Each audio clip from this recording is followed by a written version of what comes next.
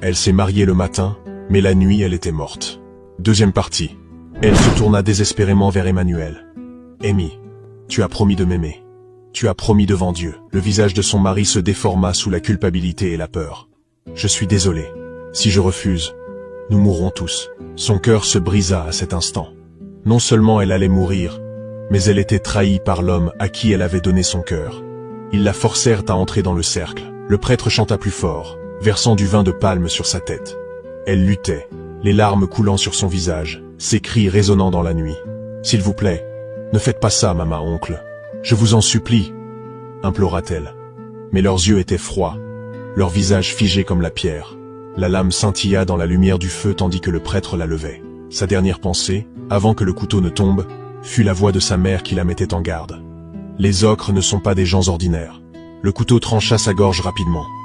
Sa robe blanche de mariée s'imbiba de sang, le rouge s'étalant comme une fleur qui s'épanouit.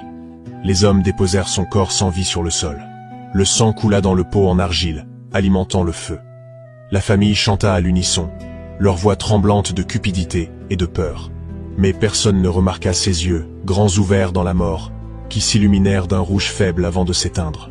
Personne n'entendit non plus le murmure porté par le vent de la nuit. « Je reviendrai ». La nouvelle de la mort d'Anita s'est répandue comme une traînée de poudre, mais elle ne parvint pas en douceur à sa famille.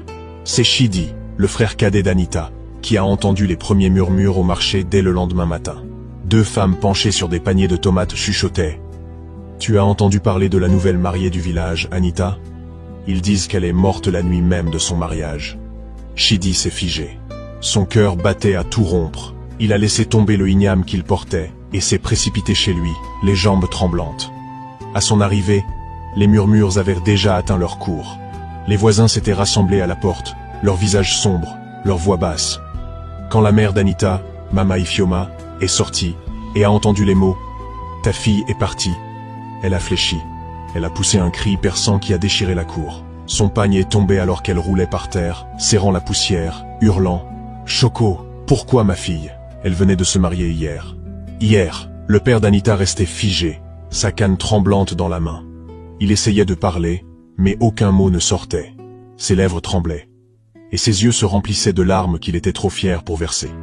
La douleur de la famille n'était pas seulement de la tristesse, c'était aussi de la confusion et de la colère. Comment une mariée qui avait dansé et ri lors de son mariage pouvait-elle être morte la même nuit? Certains villageois parlaient d'attaque spirituelle, mais pour la famille d'Anita, rien n'avait de sens. « Maman, je sens mon orteil sur son foulard de tête », pleurait-il, criant qu'ils avaient donné leur fille avec joie, pour la voir leur être rendue dans la honte.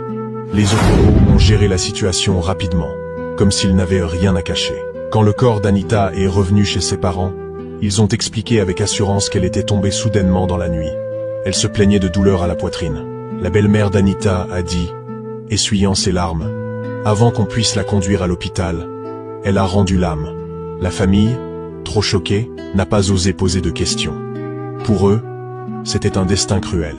Les voisins secouaient la tête, murmurant qu'elle était peu, être un esprit rejeté qui ne reste jamais longtemps, ou que les ennemis d'Anita dans le village avaient empoisonné son destin.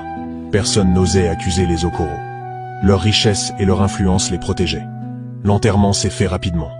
Les anciens débattaient s'il fallait l'enterrer dans la cour du mari.